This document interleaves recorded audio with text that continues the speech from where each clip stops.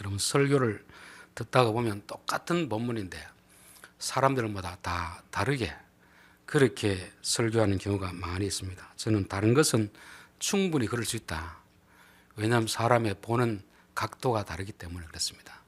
마태복음, 마가복음, 누가복음, 요한복음 다 같은 예수님에 대해서 설교를 전하지만 보는 각도가 조금 다르죠. 또 마태는 아브라함에서부터 예수님까지를 설교하고 있지만 누가는 아담부터 예수님까지를 설교하고 요한은 그 이전의 태초부터 예수님에 대해서 언급하고 영원까지를 말하는 것이 요한입니다. 그러니까 설교자들마다 보는 각도가 다르고 수준이 다르기 때문에 자기가 깨달은 수준대로 하기 때문에 설교가 다르다고 해서 내 것만 맞고 다른 사람은 틀렸다 그렇게 볼 수는 없습니다. 그래서 설교가 조금 다르더라도 이렇게도 볼 수 있구나 그렇게 생각하시면 됩니다. 그렇다고 설교를 자기 마음대로 하라는 건 아닙니다. 최대한 원래 저자가 한 그 의도를 찾아서 해야지 저자의 의도와는 상관없이 그냥 한 줄 읽고 자기 식을의 소설을 쓰는 그런 설교를 하면 안 되는 것입니다. 그러나 본문에 입각해서 하는 설교라면 조금은 달라도 그럴 수 있겠다 생각하면 되는 것입니다. 성경을 보면서 조심해야 될 것은 성경의 문화, 우리의 문화는 다르다는 것을 먼저 이해를 해야 됩니다. 시간의 차이가 나고 지역적인 차이가 나고 문화적인 차이가 나는 것을 볼 수 있습니다. 제가 한번 읽어드리는 가사를 보고 여러분의 제목이 뭔지 한번 알아맞혀 보십시오. 세월은 그렇게 흘러 여기까지 왔는데 인생은 그렇게 흘러 항원에 기우는데 다시 못 돌 그 먼 길을 어찌 혼자 가려 하고 여기 나를 홀로 두고 여보 왜 한마디 말이 없어. 혹시 이 노래 제목 아시는 분 있습니까? 어느 60대 노부부의 이야기입니다. 여러분 이게 지금 우리 시대에 맞습니까? 안 맞습니까?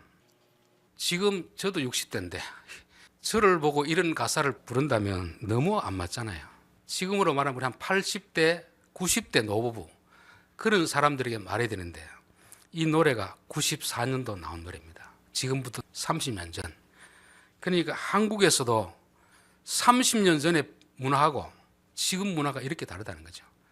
성경은 지금 우리로 말하면 몇 천 년 이야기이기 때문에 우리의 시각으로 성경을 보는 것은 오해할 수 있다는 것을 먼저 말씀을 드린 것입니다. 똑같은 한국 땅에서도 30년 전과 지금이 그렇게 차이 납니다.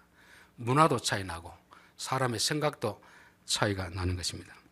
여러분 미국 사람들하고 우리나라 사람 사고방식이 차이가 다르다는 거 아시죠? 미국 사람들은 자기 중심입니다. 자기 중심. 우리나라 사람은 공동체 중심이잖아요.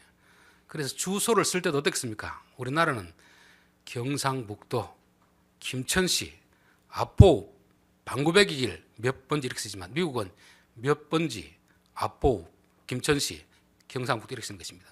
즉 우리는 이 공동체 안에서 나를 찾는다고 하면 미국 사람들은 자기를 중심으로 세상을 이렇게 보는 것입니다. 이 사고방식 자체가 틀려요. 그래서 한국 사람은 죽었다 깨어나도 영어를 잘할 수가 없습니다. 이 사고가 바뀌지 않는 영어를 해도 그건 영어가 아니고 콩글리시가 됩니다. 여러분 도시 사는 사람하고 시골 사는 사람들하고 생각이 같겠습니까? 다르겠습니까? 다릅니다. 그러다 보니까 구미라든지 대구에 있던 사람들이 이 마을에 들어 살면은 여기 있는 사람들하고 이게 사고방식이 틀려가지고 잘 적응을 못하는 것은 생각이 다르기 때문에 그런 것입니다. 한 나라에 살아도 도시에 사느냐 시골에 사느냐 또 지금 우리 세대하고 우리 아들 세대하고 생각이 다릅니다.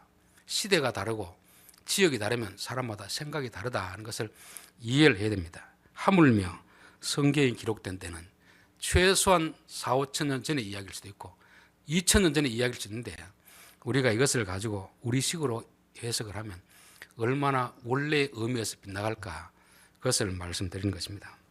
오늘 본문의 내용은 간단합니다. 홍수 이후에 노아가 포도나무를 심고 거기서 나온 포도주를 먹고 마시고 취하여 장막 안에서 벌거보고 잤더라. 여기 이야기 전부입니다. 내용은 요거 하나입니다.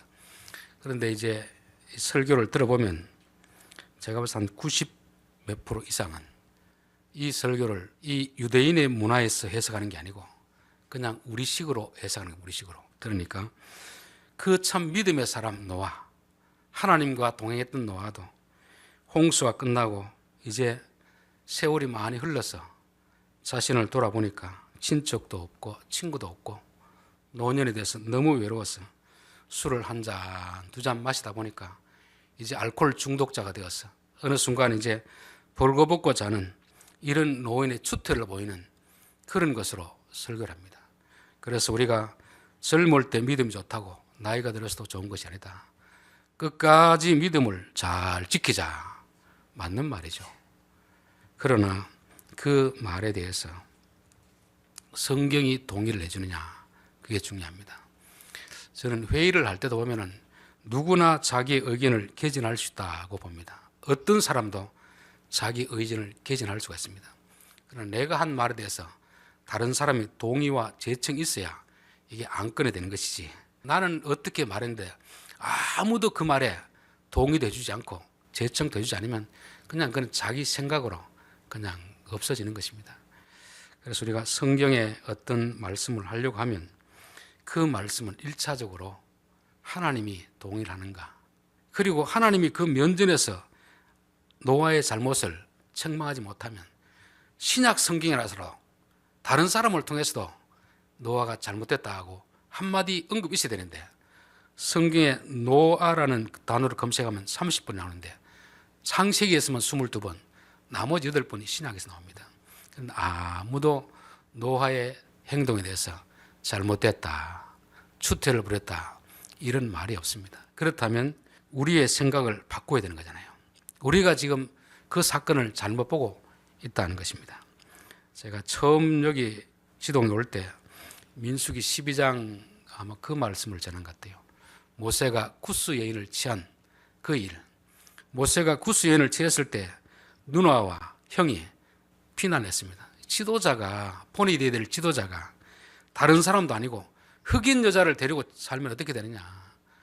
그럴 때 모세는 가만히 있습니다. 적어도 지도자 같으면 잘못했으면 뭐라고 해야 됩니까? 형님, 누님, 제가 잠깐 눈이 멀어서 잘못했습니다. 사과하는 게 정상이잖아요.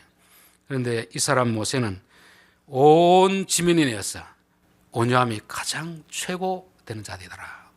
그렇게 말했습니다. 그 말이 자기 말로만 끝났으면 자기 생각이지만 하나님이 모세의 손을 들어주는 것입니다. 그리고 비난한 미리암에게 문둥병이 걸리게 하시고 짐 밖에 있게 하는 거죠. 그러니까 우리가 보면 분명히 모세가 잘못한 것 같은데 하나님 보시기에 누가 잘못한 겁니까? 미리암과 아론이 잘못한 것입니다. 그래서 저는 지금도 이 창세기에 이 설교를 이런 사람 저런 사람 들으면서 천국 가면 참 종아리 맞을 사람 많구나.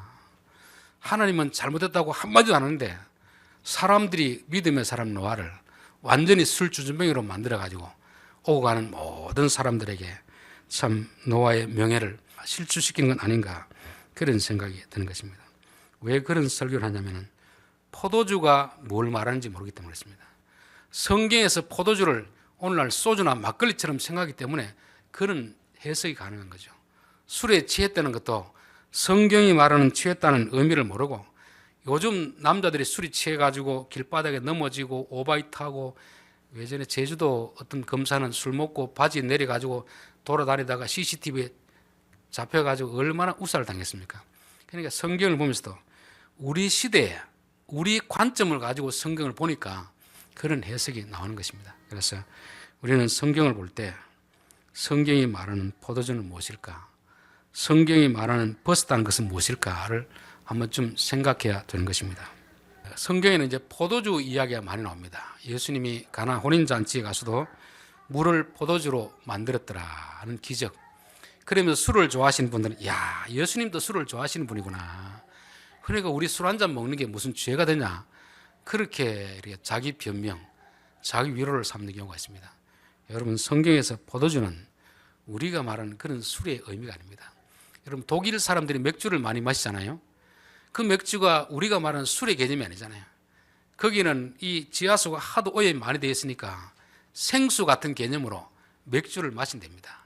독일 사람이 맥주 마시는 거하고 우리가 술집에서 술 먹는 것은 의미가 다른 것입니다. 이스라엘 사람도 마찬가지입니다. 농사를 지어서 포도나무를 심었다 하는 것은 이제 홍수로 망가졌던 그 지구가 조금 회복되었다는 것입니다. 농사를 지었을 때 정상적으로 되었다 하는 것을 말씀합니다. 그리고 포도나무라는 것은 이스라엘에서 포도나무, 무화과나무, 감람나무, 이것은 하나님이 주시는 복의 상징입니다. 특별히 포도주는 기쁨의 상징인 거죠.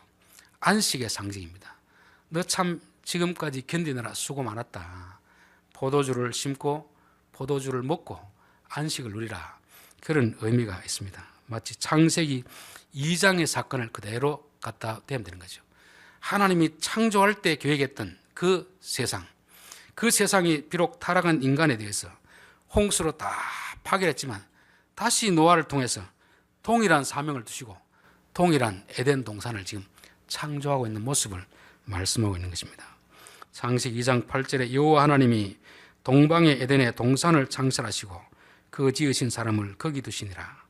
여호와 하나님이 그 땅에서 보기에 아름답고 먹기에 좋은 나무가 나게 하시니, 즉 노아 홍수 이후에 그 땅 황폐한 땅을 이제는 하나님이 회복시켜 주신다는 것을 말씀하는 것입니다. 창세기 14장 18절에 보면 아브라함이 포로에 잡혀간 조카를 구하기 위해서 가서 구해 내려올 때 그 앞에 누가 나타나냐 하면 멜기세덱이라는 살렘 왕이 나타납니다. 그가 올 때 뭐를 가지고 왔느냐 보니까 살렘 왕 멜기세덱이 떡과 포도주를 가지고 나왔으니 너의 적을 너에게 붙인 여호와 이름을 찬송할지라. 아브라함, 너 참 수고 많았다. 너 전쟁한다고 참 수고 많았다. 그 전쟁은 하나님이 승리케 해준 것이니까 너는 이 포도주를 마시고 좀 쉬어라, 안식하라. 그런 의미가 있습니다. 창세기 49장에 보면 야곱이 12아들을 불러놓고 축복하는 내용이 나옵니다. 그 중에서 아들 유다에게 한 축복이 11절이 나오는데, 그의 나귀를 포도나무에 매며 그의 암나귀 새끼를 아름다운 포도나무에 맬 것이며 또 그 옷을 포도주에 빨며 그의 복장을 포도즙에 빨리로다. 하나님이 유다에게 복을 주시사 포도나무가 막 여기저기 다 사방에 있는 것입니다. 포도가 얼마나 많이 맺혔는지 포도즙에 옷도 빨고 다 한다는 것입니다. 오늘날 우리식으로 표현하면 돈을 얼마나 많이 벌게 해줬든지 돈으로 휴지를 코를 닦고 엉덩이를 닦고 그 정도로 흔하게 쓴다는 것입니다. 그래서 성경에 포도나무다, 포도주다 하는 것은 하나님이 인간에 대해서 수고했으니까 좀 쉬고 기쁨을 누리라, 그런 의미가 있는 것이지 오늘날처럼 술 먹고 술지정했다는 것을 말하지 않습니다. 그 포도주를 마시고 취했습니다. 여기 취했다는 것도 소주나 막걸리 마시고 고주망태가 되었다는 걸 말하는 게 아닙니다. 저는 우리나라 사람들의 술버릇하고 유럽인들의 술버릇이 확연하게 다르다는 것을 알았습니다. 우리나라 사람들은 술을 마시는 게 아니고 그냥 퍼넣습니다. 그냥 완전히 취하기 위해서, 현실이 너무 힘드니까 현실을 잊기 위해서 술을 완전히 그냥 퍼다 붓는 거죠. 근데 유럽인들은 그 포도주 한 잔 넣고 혀 넣어가지고 그 맛을 음미하는, 그러니까 취한다는 것도 유럽 사람들이 취한다는 개념하고 우리나라 사람들이 취한다는 개념은 다른 것입니다. 그래서 미국 선교사님들이 우리나라에 선교를 하러 들어보니까 야, 이거 술을 마시겠어 안 되겠다, 담배를 피우겠어 안 되겠다. 미국에는 뭐 목사님도 담배 피우고 술 먹는 사람도 있습니다. 근데 그쪽 문화는 그런 게 아니거든요. 근데 우리나라는 보니까 담배를 젊은 사람들이 어른 앞에 피우면 아주 예의에 어긋나니까 적어도 예수 믿는 사람들은 예의를 지켜서 담배를 피우지 마라, 성경에 없는 이야기를 해놓은 것입니다. 그리고 술도 보니까 미국 사람처럼 그냥 조금 마시는 게 아니고 거의 술을 마시면 취해가지고 흥청망청 정신 잃어버리고 추태를 부리니까 적어도 예수 믿는 사람은 마시지 마라, 그렇게 한 것입니다. 문화 자체가 틀려요. 여기서 취했다는 것은, 술에 취했다는 것은 우리는 말하면 성령에 취했다는 것입니다. 사도행전 2장에 보면 마가다락방에 오순절 성령이 임하니까 그들이 성령이 말하게 하심을 따라 말하니라. 자기 말을 하는 게 아니고 성령의 말을 하는 거죠. 행동도 이전의 행동이 아니고 다른 행동을 하는 거죠. 그러니까 이 사람들이 이상하다. 어제 봤던 그 사람들이 아니니까 새 술에 취했다고 하는 것입니다. 무슨 술에 취했는지 모르지만 저들이 도대체 무슨 술을 마셨길래 어제와 오늘 행동이 완전히 다른가, 그것을 말하는 것입니다. 에베소서 5장 18절에 보면 술 취하지 말라, 성령의 충만함을 받으라, 이렇게 되어 있습니다. 왜 술과 성령의 충만을 같이 놓고 보느냐 하면 술 취하는 것과 성령이 취하는 것은 공통점이 있고 다른 점이 있습니다. 공통점은 뭐겠습니까? 술에 취하면 제정신이 아닙니다. 평상시 자기의 하던 행동을 하는 게 아닙니다. 전혀 다른 행동을 하는 거죠. 성령에 취해도 마찬가지입니다. 내가 행동이 달라진다는 것은 술 취하는 거나 성령에 취하는 거나 똑같습니다. 그러나 술에 취하면 그 사람이 방탕해지는 거죠. 어리석어지는 거죠. 해서는 안 될 행동을 하는 것이 술 취하는 것이기 때문에 술에 취하면 자기 인생을 자기 의지와 상관없이 자기 인생을 망치게 되는 것입니다. 우리 여기서 유명한 그 가수 술에 취해가지고 음주운전 해가지고 완전히 지금 언론에서 몰매 맞아가지고 지금 감옥 살고 있는지 모르겠는데 그 술에 취했기 때문에 그런 이런 일이 일어나는 것입니다. 술이 안 취하고 그런 일을 했더라도 그냥 벌금만 하면 될 것인데 술에 취했기 때문에 사고를 내는 것이고 사고를 내는 것도 술에 취했기 때문에 사람들이 생각지 않는 그런 조치를 하는 것이 바로 술에 취했기 때문에 그렇습니다. 그래서 술에 취하면 평상시 내가 한 행동 아닌 다른 행동을 하는데 사람들은 그렇게 인정하지 않는 것입니다. 왜 이렇게 악한 행동하는가? 그래서 그 사람을 완전히 매장시키는 거잖아요. 성령에 취하면 그렇게 하지 않습니다. 성령에 취하면 내 생각은 아닌데 평소 내가 할 수 없는 그런 일을 하기 때문에 성령에 취해서 행동하면 사람들이 이야 참 대단하다 그렇게 하는 것입니다. 아브라함에게 내 아들을 바치라 할 때 아브라함은 서슴없이 가서 바칩니다.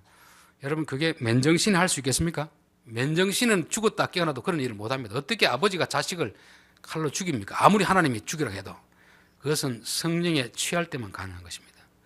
마리아가 300데나리온 아마 자기 시집갈 미천 그것을 예수님의 장례를 위해서 발에 쏟아붓는 것입니다. 그게 성령에 취하지 않으면 도저히 불가능한 그런 일입니다. 바나바가 자기 땅을 팔아서 교회 앞에 헌금했습니다.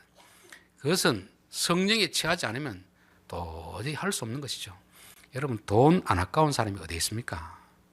다 사람은 누구나 자기 돈을 아까워합니다. 그러나 어느 순간 성령에 취하면 성령의 충만함을 받으면 내 외자아는 죽고 성령이 우리를 다스리기 시작하는 것입니다. 세상 술을 마시고 취하면 깨고 났을 때 참 허탈합니다. 내가 왜 그런 짓을 했을까 후회하지만 성령에 취하고 어떤 행동을 하고 나면 성령에 취했던 것이 깨고 나도 야 내가 어떻게 저런 일을 할 수 있을까 그렇게 자기가 자기를 봐도 참 대단한 사람이라 그렇게 볼 수 있는 것입니다. 그래서 성령에 취했다는 것은 술에 취한 것과 반대 현상이죠. 내 외자아가 죽고 성령이 우리를 다스리는 것입니다. 하나님이 다스리는 거죠. 그것이 바로 천국이고 에덴 동산이고 거기서 기쁨이 나오는 것입니다. 포도주를 마시고 취해서 기쁜 게 아니고 성령에 취하니까 우리가 기쁨을 느끼는 것이죠. 그래서 에덴이라는 말이 기쁨이라는 단어입니다. 그 기쁨을 누리는 장소가 뭐냐면 바로 하나님이 통치하는 것이고 인간의 생각을 내려놓는 그런 곳이잖아요. 그런 곳에서 행동하는 것이 바로 성령에 취해서 행동하는 것이라는 것입니다. 노아가 포도주에 취했다는 것은 바로 성령에 취했다는 것을 말씀하는 것입니다. 그리고 장막 안에서 벌거벗고 잤더라 되겠습니다. 여기서 벌거벗고 잤다는 것은 우리식으로 그냥 술에 취해가지고 아무데나 소변 보고 아무데나 바지 내리고 다니는 그런 것을 말씀하지 않습니다. 어디서 그랬습니까? 장막 안에서. 장막 안에서. 여러분 집에서는 옷을 다 입고 잡니까? 옷을 벗고 잡니까? 물론 다 벗고 자는 사람도 있지만 대부분 옷은 벗고 자는 것입니다. 여기서 성경이 옷이라고 할 때는 그 사람의 신분, 지위, 명예, 스펙 이런 것입니다. 여러분 집에 들어가서 어떤 사람 보니까 군대 장교인데 가정에 들어서도 여전히 부인에게 아들에게 군대에서 부하들에게 명령하듯이 그런 사람이 있습니다. 그 사람은 옷을 안 벗은 사람이에요. 교회에서도 그런 사람이 있습니다. 자기가 세상에 조금 지위가 높으면 교회 들어와서도 괜히 어깨에 이렇게 힘주고 대접받으려고 하는 사람이 있습니다. 장막 안에 들어오면 옷을 벗는 것이 정상입니다. 여러분 가정에서도 그런 거 다 내려놔야 됩니다. 부모 보기에는 장군인 아들이나 사병인 아들이나 부모 보기에 똑같아요. 똑같다는 것은 그들의 옷을 보고 평가하는 게 아니고 그들의 신분을 보고 평가하는 것입니다. 그래서 우리가 성령에 취하면 나의 모든 직분, 그 위치, 지위 다 해놓고 동등하게 대하는 것입니다. 그래서 교회 안에서 예수님이 성찬식을 할 때 똑같이 주는 이유가 뭔지 아십니까? 하나님은 부자나 가난한 자나 많이 배운 자나 적게 배운 자나 어른이나 아들이나 똑같이 대하기 때문에 성찬식을 똑같이 주는 것입니다. 세상에는 부유한 사람들은 조금 더 고급 음식을 먹고 가난한 사람은 좀 싼 음식을 먹지만 예수 안에서, 장막 안에서는 그거 다 벗어버리는 것입니다. 그래서 마태복음 22장에 보면은 천국 잔치를 베풀었는데 그곳에 예복을 입지 않은 사람들, 즉 자기 옷을 벗지 않은 사람들, 그 사람을 내쫓는 것입니다. 천국에 들어오면, 장막 안에 들어오면 자기의 학력, 경력 다 내려놓고 그냥 내 맨 모습으로 하나님 앞에 서는 것입니다.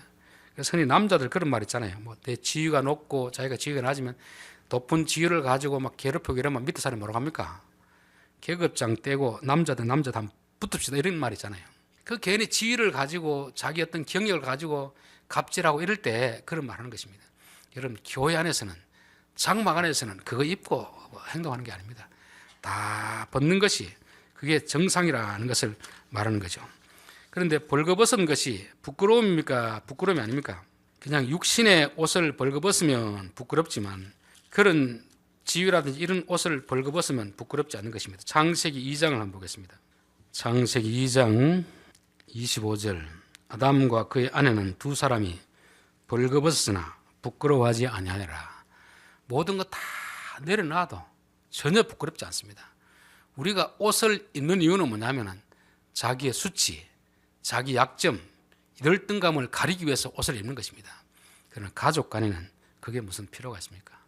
예수님 앞에 와서 숨길 게 뭐가 있습니까? 있는 거 다 벗고 있는 그대로 하나님 앞에 기도하면 되는 것입니다. 교회 와서도 기도할 때도 자꾸 단 것 덕지덕지 붙이고 나서 그렇게 기도하는 것은 아직도 옷을 벗지 않았다는 것이고 성령에 취하지 않았다는 것을 말씀하는 것입니다. 여러분 가족 간에도 뭐 그런 거 덕지덕지 붙이고 숨길 게 많으면 그런 문제가 있다고 봅니다.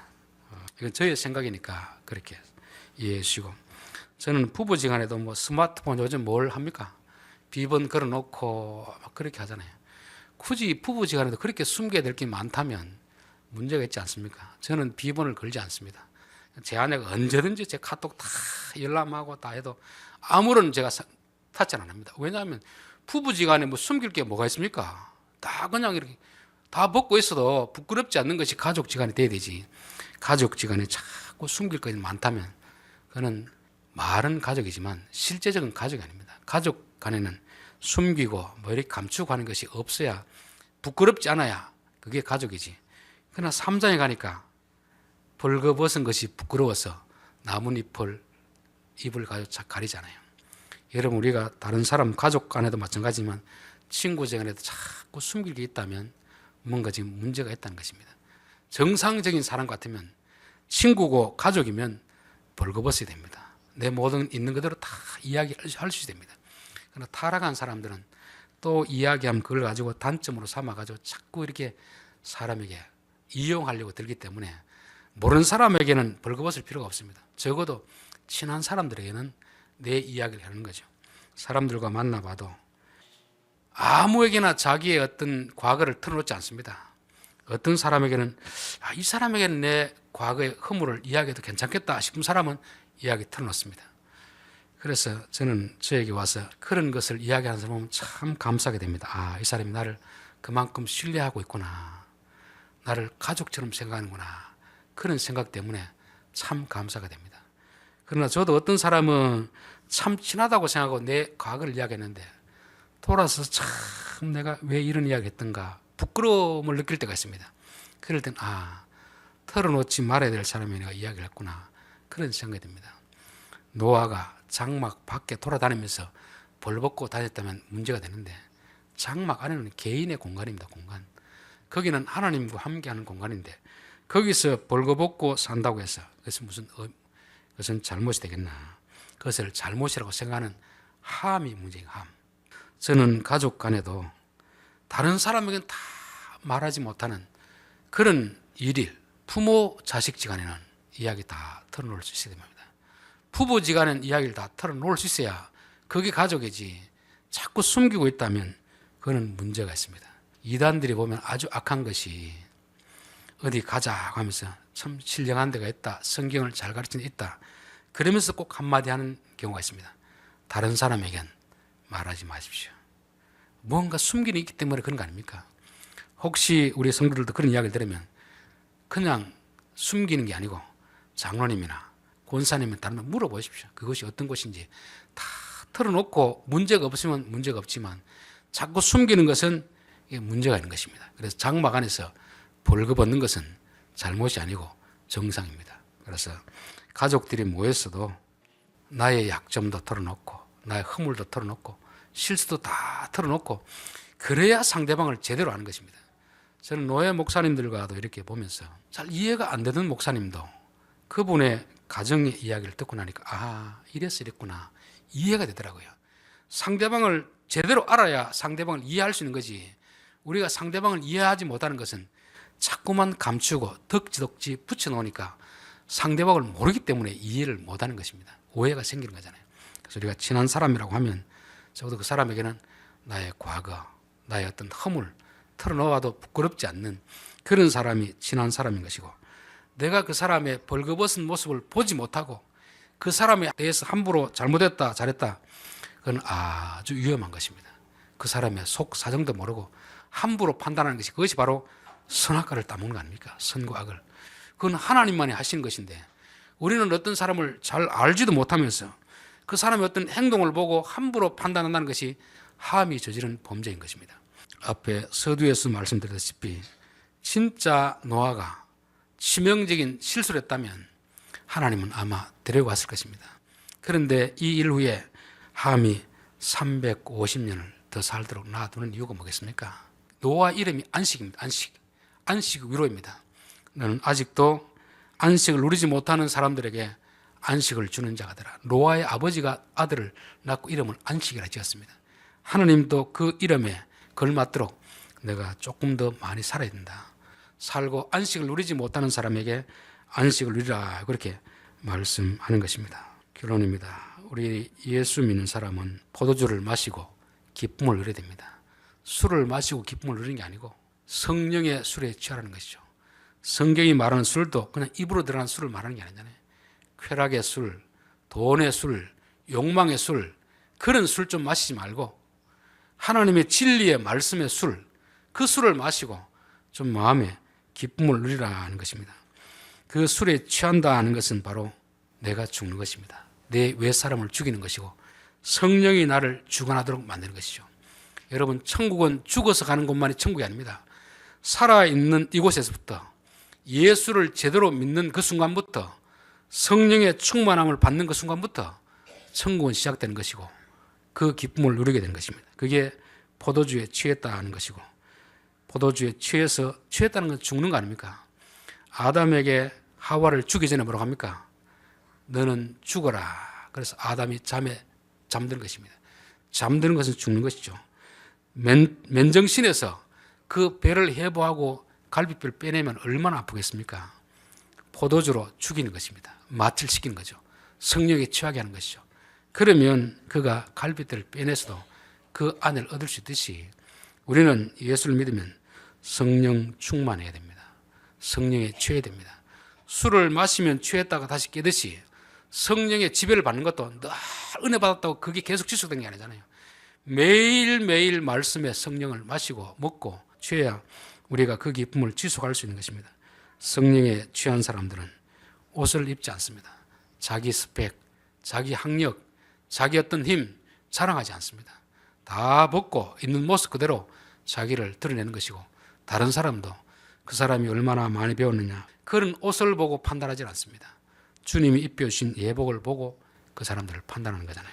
우리가 항상 이렇게 성령 안에서 내가 죽고 성령이 살아 역사하면 세상 사람들은 이해를 못하더라도 하나님은 너는 진짜 안식을 누리는 자니라, 너가 노하니라, 너가 안식을 누리고 다른 사람들에게도 안식을 누리게 하라, 그렇게 말씀하는 것입니다. 저는 우리 성도들이 노아처럼 포도나무를 심고 말씀의 나무를 심고 그 말씀의 열매를 먹고 우리가 그 기쁨에 취해서 옛사람이 죽고 새 사람으로서 성령의 인도함을 따라 살아감으로 인하여서 우리의 삶의 현장이, 가정이, 교회가, 직장이 천국처럼 기쁨이 충만한 그런 삶을 누리기를 바랍니다. 기도하겠습니다. 하나님 아버지, 하나님은 우리로 하여금 이 땅에 살게 하실 때 하나님의 말씀에 순종함으로 인하여서 하나님이 주시는 포도주를 마심으로 인하여서 기쁨과 즐거움을 누리며 살도록 원했지만 인간은 어리석게도 세상이란 술에 취해서 흥청망청 방탕하고 다른 사람에게 해를 끼치는 이런 삶을 살아가고 있습니다. 마귀는 지금도 성공이라는 술, 출세라는 술, 향락이라는 술, 쾌락이라는 술을 우리에게 계속 마시게 합니다. 우리가 그 잔을 거부하게 하시고 하나님께서 주시는 그 술, 자기를 부인하고 자기 십자가를 지고 따라가라는 그 술을 마시고 그 술에 취해서 살아가는 저희들 되게 도와 주옵소서. 예수님의 이름으로 기도하옵나이다. 아멘.